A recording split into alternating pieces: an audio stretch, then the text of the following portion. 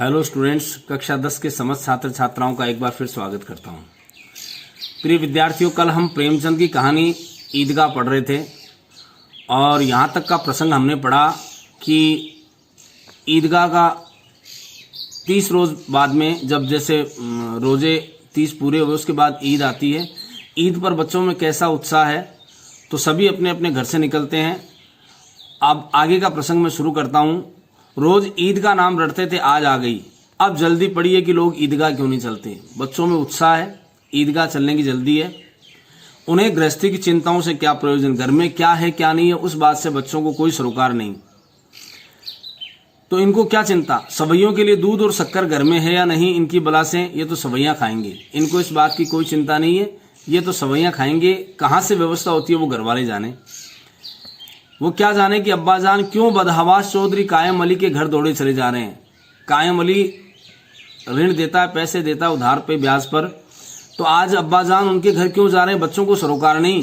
वो इसलिए जा रहे हैं कि कुछ उधार पैसे ला सकें और आज की ईद में थोड़ा बहुत बच्चों के लिए कुछ कर सकें। उन्हें क्या खबर कि चौधरी आंख बदल ले तो सारी ईद मुहर्रम हो जाए। ईद का मुहर्रम होना खुशी का मातम में बदल जाना, क्योंकि यदि चौधरी कायम अली कुछ पैसे नहीं देगा तो ईद पर जो बच्चों की ख्वाहिशें हैं, तमन्नाएं, वो सब धरी रह जाएंगी।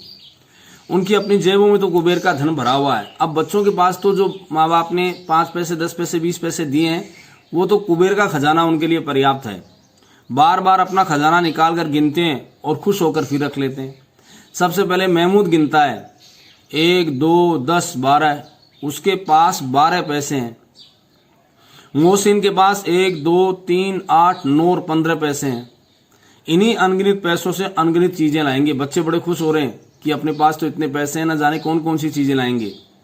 खिलौने लाएंगे, मिठाइयाँ, बिगुल, गेंद, न जाने क्या क्या लाएंगे। और सबसे ज्यादा प्रसन्न कौन है? हामिद। हामिद एक गरीब लड़का है। उसके माँ बाप इस दुनिया से जा चुके। दादी उसको, आमीना, उसको पालती है। वह 4-5 साल का गरीब सूरत दुबला पतला लड़का, जिसका बाप गत वर्ष हैजे की भेंट हो गया था। उसके पिता का निधन हो गया हैजे की बीमारी से। तो अब माँ जो है न जाने क्यों पीली होती है, एक दिन इस दुनिया से चली गई। माँ भी कृशकाय होते होते, पीली होना, कमजोर होते होते इस दुनिया को छोड़ के चली गई। किसी को पता नहीं चला कि क्या बीमारी थी। कहती भी तो कौन सुनने वाला था, गरीब परिवार था, कौन सुनता। दिल पर जो कुछ बीतती है वह दिल में ही सहती थी, और जब सहा नहीं गया तो संसार से विदा हो गई। उसकी माँ गरीबी में ऐसे तंग हाल जीवन जी रही थी, जब सब कुछ सहन करने से बाहर हो गया तो इस दुनिया को विदा कह दिया। वह दिल में ही सहती थी और न तो संसार से चली गई। अब हामिद अपनी बूढ़ी दादी अमीना की गोद में सोता है, उतना ही प्रसन्न है। दादी के पास रहता है, उतना ही प्रसन्न है। दादी माँ उसे बहुत प्यार करती है। उसके अब्बाजान रुपए कमाने गए। दादी से पूछता था कि मेरे अब्बा कहाँ हैं। सब बच्चों के अब्बा हैं। तो दादी उसको समझाती कि तुम्हारे अब्बा जान तो रुपए कमाने, पैसे कमाने बाहर गए हैं। बच्चे को एकदम से सांत्वना देती। बहुत सी थैलियां लेकर आएंगे, अम्मी जान अल्लाह मियाँ के घर से, उनके लिए बड़ी बड़ी अच्छी चीजें लाएंगी। अम्मी के लिए पूछता बच्चा तो दादी समझा देती कि अम्मी जान बहुत से नियामतें और पैसे और चीजें लेकर के तेरे लिए आएंगी। इसलिए हामिद प्रसन्न है। उसको तो इतना आभास है, बच्चा है 4-5 साल का, बातों को मान गया, माँ की दादी की बातों को मानता है कि चलो अब्बा जान और अम्मी जान जब आएंगे तो खूब हमारे लिए नियामतें और पैसे लेके आएंगे। आशा तो बड़ी चीज है, और फिर बच्चों की आशा, उसकी तो कल्पना भी राई का पर्वत बना सकती है। बच्चों की आशाएं तो कल्पनातीत होती है, वो तो कहीं से कहीं तक पहुंच जाते हैं, और कल्पना तो राई का पर्वत बना देती है। हामिद के पांव में जूते नहीं है, सिर पर एक पुरानी धुरानी टोपी है, उसका गोटा काला पड़ गया। गरीब परिवार का बच्चा है, एक पुरानी वो उसने टोपी लगा रखी है, उसका गोटा भी काला पड़ा हुआ है। फिर भी वह प्रसन्न है। बच्चों को इस बात से सरोकार नहीं है। जब उसके अब्बाजान थैलियां और अम्मीजान नियामतें लेके आएंगी तो वह दिल के अरमान निकाल लेगा। जब खूब पैसे और हमारे लिए दुआएं, चीजें लेके आएंगी तो मेरे दिल के जितने अरमान हैं वो सब निकालूंगा। ऐसा मन में आभास हुआ उस बच्चे को, हामिद को। जब उसके अब्बाजान थैलियां और अम्मीजान नियामतें लेकर आएंगी तो वह दिल के अरमान निकाल लेगा। तब देखेगा महमूद, मोहसिन, नूरी और सम्मी कहां से उतने पैसे लाएंगे। मेरे अब्बाजान जितने पैसे लाके मुझे देंगे ना, उतने तो नूरे के पास, मोहसिन के पास, महमूद के पास, किसी के पास नहीं होंगे। अभागिन अमीना अपनी कोठरी में बैठी रो रही। उसकी दादी के पास तो कुछ नहीं है, वो बेचारी चुपचाप रो रही है। आज ईद का दिन, उसके घर में दाना तक नहीं। हालत ऐसी है, बच्चे क्या जाने उस बात को। उसकी दादी अमीना के पास तो दाना भी नहीं है। आज आबिद होता तो क्या इसी तरह ईद आती और चली जाती? आबिद कौन है? आमीना का पुत्र। यदि वो होता तो शायद ऐसी स्थिति नहीं आती, ये ईद ऐसे ही आकर के नहीं चली जाती। तो इस प्रकार से इस अंधकार और निराशा में वो डूबी जा रही थी। किसने बुलाया था इस निगोड़ी ईद को? ये दुष्ट निद्रा आई ईद आई क्यों? नहीं आती तो कम से कम ये सब कुछ व्यवस्था करने की आवश्यकता नहीं पड़ती। इस प्रकार ईद के आगमन ने सारी आशाओं को निराशा में बदल दिया है उस घर में। लेकिन देखो, इस अंधकार और निराशा में डूबी जा रही थी। किसने बुलाया था निगोड़ी ईद को? इस घर में उसका काम नहीं, लेकिन हामिद, उसे किसी के मरने जीने से क्या मतलब? वो तो बच्चा है, उसकी तो उड़ान आकाश में है, उसके अंदर प्रकाश है, वह बाहर आशा। और विपत्ति यदि सारा दलबल लेकर के भी आए तो भी उसका कुछ नहीं बिगाड़ सकती।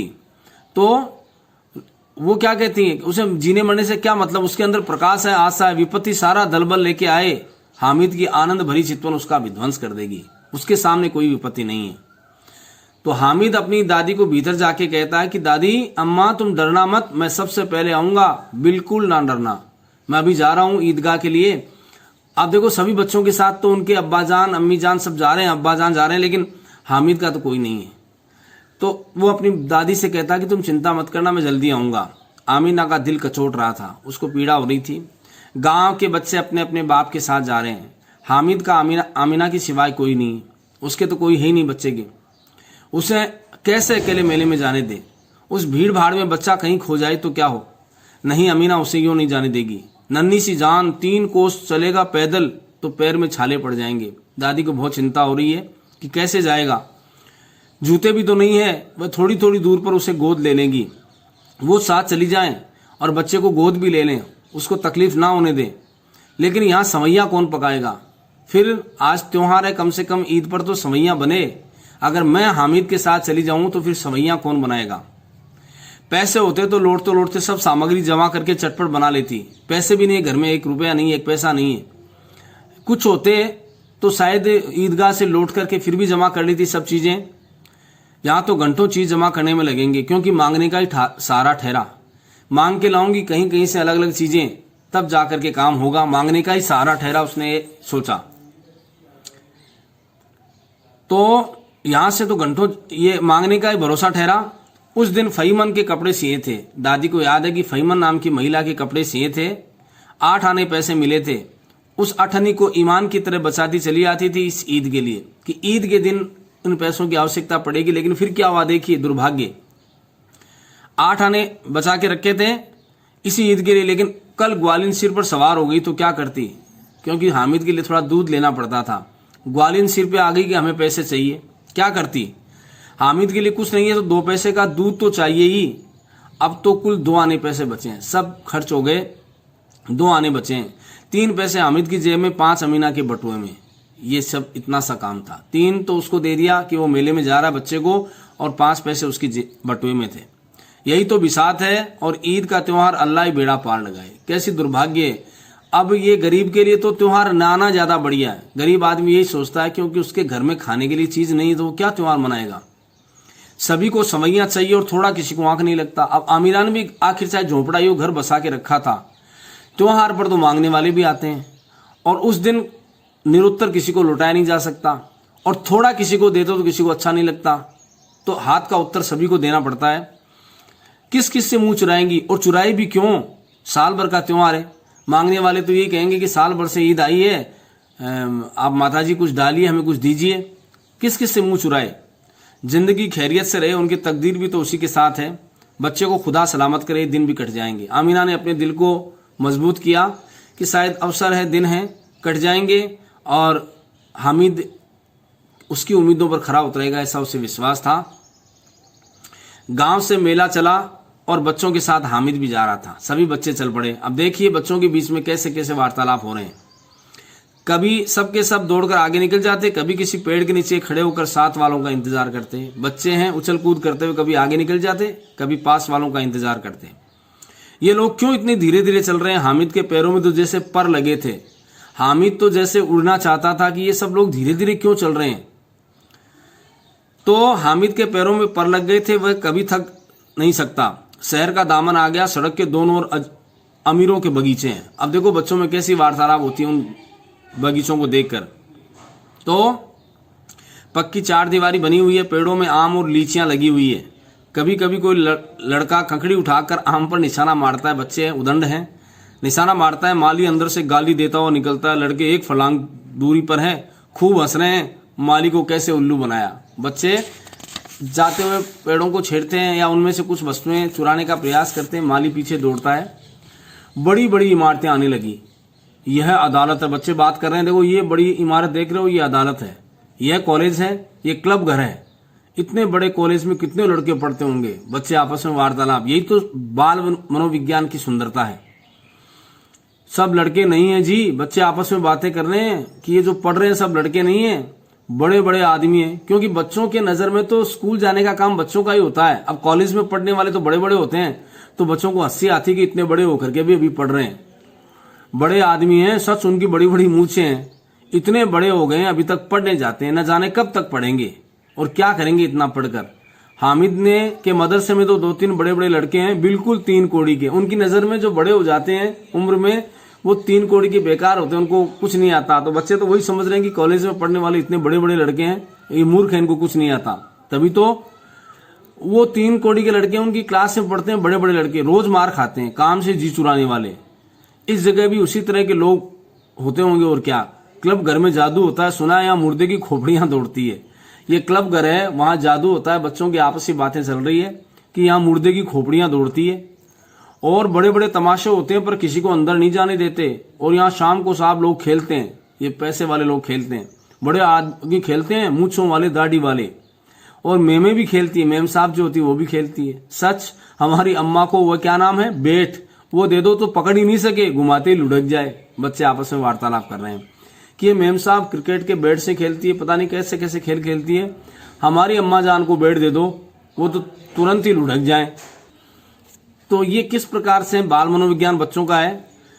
महमूद ने कहा, हमारी अम्मी जान का तो हाथ कांपने गए, अल्लाह कसम।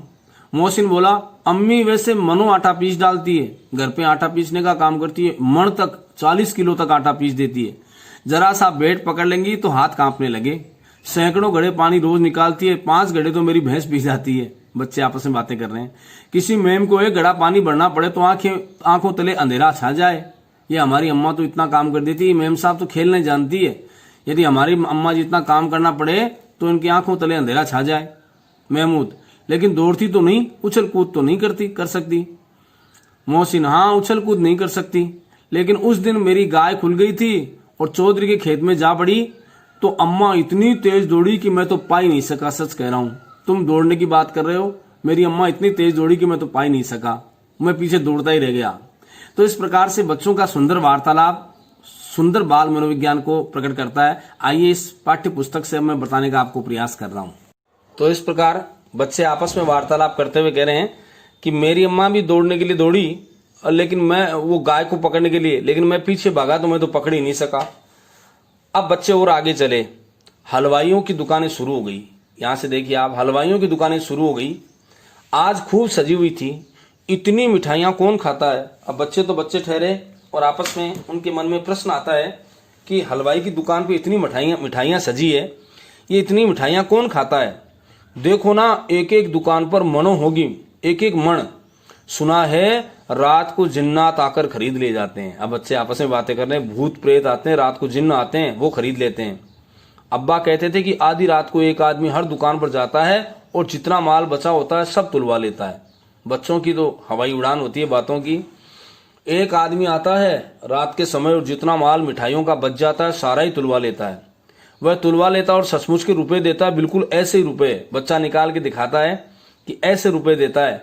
सचमुच में रात को जिन्नात आते हैं। दिन में जितनी मिठाइयां बिक जाए उतना ठीक, लेकिन जितनी बच जाती है तो रात के समय जिन्नात आते हैं और सचमुच के पैसे देकर के सभी चीजें खरीद लेते हैं, सभी मिठाइयां। हामिद को यकीन नहीं आया, तो देखो हामिद क्या कहता है, ऐसे रुपए जिन्नात को कहां से मिल जाएंगे, तुम तो झूठ बोल रहे हो, जिन्नात को वास्तविक रुपए कहां से मिलेंगे। मोहसिन ने कहा, जिन्नात को रुपयों की क्या कमी, जिस खजाने में चाहे चले जाएं, वो तो जिन्न है, कैसा भी रूप धर लें और जहां चाहे चले जाएं। देखिए कितनी मस्तानी बातें बच्चों की हो रही है। लोहे के दरवाजे तक उन्हें नहीं रोक सके जनाब। आप हैं किस फेर में, आपको अकल नहीं है। जिन्नात को तो लोहे के दरवाजे भी नहीं रोक सकते, हीरे जवाहरात तक उनके पास रहते हैं। हम बच्चे आपस में वार्तालाप कर रहे हैं कि हीरे जवाहरात भी उनके पास रहते हैं। जिससे खुश हो जाएं उसे तो टोकरों जवाहरात दे दिए और अभी यहीं बैठे हैं, 5 मिनट में कलकत्ता पहुंच जाएं। ये जिन्नात ऐसे होते हैं साहब, यहाँ बैठे हैं कुछ समय में वो कलकत्ता पहुंच जाएं। हामिद ने फिर पूछा, जिन्नात तो बहुत बड़े बड़े होते होंगे। मोहसिन, एक एक आसमान के बराबर होता है जी। तो बच्चों में भी फेंकने की आदत कम नहीं होती। वो अपनी बात को प्रभुत्व के साथ कहते हैं, बड़ी मिठास है उनकी बातों में कि जिन्नात तो बड़े बड़े होते होंगे। तो मोहसिन कहता है कि एक एक आसमान के बराबर होता है जी। जमीन पर खड़ा हो जाए तो उसका सिर आसमान से जा लगे, मगर चाहे तो एक लोटे में घुस जाए, ऐसे होते हैं। हामिद, लोग उन्हें कैसे खुश करते होंगे, कोई मुझे मंत्र बता देना तो मैं तो एक जिन को खुश कर लूं। अब देखो किस प्रकार से हामिद बात करता है कि मुझे कोई जिन्नात को खुश करने का मंत्र बता दे तो मैं भी एक जिन को खुश कर लूं। मोहसिन, यहां से देखें ऊपर से, अब यह तो मैं नहीं जानता, लेकिन चौधरी साहब के काबू में बहुत से जिन्नात हैं। हमारे गांव के जो चौधरी ना, हम सुनते हैं कि उनके काबू में तो बहुत से जिन रहते हैं।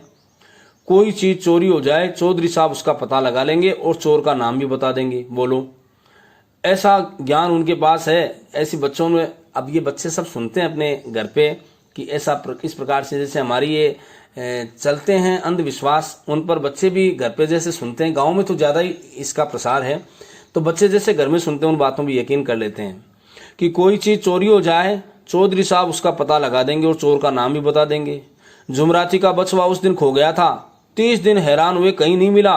तब झक मारकर चौधरी के पास गए और चौधरी ने तुरंत बता दिया कि मवेशी खाने में है, और वहीं मिला। ये देखो खास बात, ये चौधरी साहब की बात इतनी सही बैठ गई कि उन्होंने कहा मवेशी खाने में आपका बछवा है और वहीं मिला। अरे जिन्नात आकर उन्हें सारे जहान की खबरें दे देते हैं।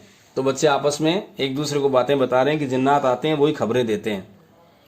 अब उनकी समझ में आ गया कि चौधरी के पास इतना धन क्यों है और क्यों उनका इतना सम्मान है, कि ये जिन्नात लोग जो हैं या ये भूत प्रेत आते हैं, ये उनका काम कर देते हैं, इसलिए उनके पास पैसे भी उनको खूब देते हैं। ये बच्चों की अपनी कल्पनाएं हैं जो कपोल कल्पित हैं, लेकिन वो उसी में खुश हैं। आगे चले, यह पुलिस लाइन है, यहीं पर सब कांस्टेबल कवायद करते हैं। ये घूमने का काम यहीं करते हैं, ये अपनी ड्यूटी करते हैं। रिटर्न फॉर जैसे हम परेड करते हैं उस समय फर्स्ट सेकंड चलते हैं आगे पीछे, वो सब बातें वहाँ आवाज़ें आ रही है। रात को बेचारे घूम घूम कर पहरा देते हैं, कहीं चोरियां हो जाए, नहीं तो चोरियां हो जाए। ये पुलिस वालों का काम है पहरा देने का, नहीं तो रात को चोर घुस जाए, चोरियां हो जाएं।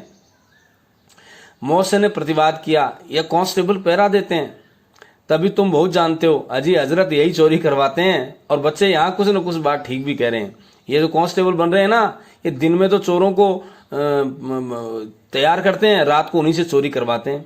शहर के जितने चोर डाकू हैं सब इनसे मिले रहते हैं। रात को ये लोग चोरों से कहते हैं चोरी करो, और आप दूसरे मोहल्ले में जाकर जागते रहो पुकारते हैं। तो बच्चे वास्तविकता भी बखान कर रहे हैं कि ये जो पुलिस वाले इनसे मिले हुए रहते हैं चोरों से, और जिस मोहल्ले में चोरी हो रही है उससे अलग जाकर के जागते रहने का नारा देते हैं। अब इन लोगों के पास इतने रुपए आते हैं, मेरे मामू एक थाने में कांस्टेबल हैं, 20 रुपया महीना पाते हैं, लेकिन 50 रुपए घर भेजते हैं। बोलो कहाँ से भेजते हैं? ये सब रिश्वतखोरी या बेईमानी का पैसा। तो बच्चे ना देखते हैं कि मेरे मामू के बारे में कह रहा हूँ, किसके बारे में, जो वास्तविकता वो कह देते हैं। 50 रुपया घर भेजते हैं जबकि 20 रुपया कमाते हैं। अल्लाह कसम, मैंने एक बार पूछा था कि मामू आप इतने रुपए कहाँ से पाते हो, तो हंसकर कहने लगे बेटा अल्लाह देता है। फिर आप या बोले हम लोग चाहें तो एक दिन में लाखों मार जाएं, हम तो इतना ही लेते हैं जिससे कि बदनामी ना और नौकरी भी ना चली जाए। तो इस प्रकार से आपस में किस प्रकार से बच्चे वार्तालाप करते हैं, उनकी बाल सुलभ बातों का बड़ा आनंद है। और इतना सुंदर लेखन ये केवल प्रेमचंद के बस की बात है। प्रेमचंद वास्तव में बाल मनोविज्ञान की बहुत बड़े ज्ञाता हैं, श्रेष्ठ रचनाकार हैं। तो इस प्रकार की ये बातें इन्होंने लिखी। ये बच्चों की वार्तालाप अब हम आगे और पढ़ेंगे। आज के लिए यहीं पर हम समाप्त करते हैं। कल हामिद ने पूछा, यहाँ से हम प्रारंभ करेंगे। मैं आपसे आग्रह करूंगा कि लेखक का परिचय यदि आपने नहीं किया तो वो करना है, और इसमें प्रमुख जो पद हैं उनकी व्याख्या भी आपको करनी है। एक बार आप समस्त छात्र छात्राओं को पुनः धन्यवाद। Thank you.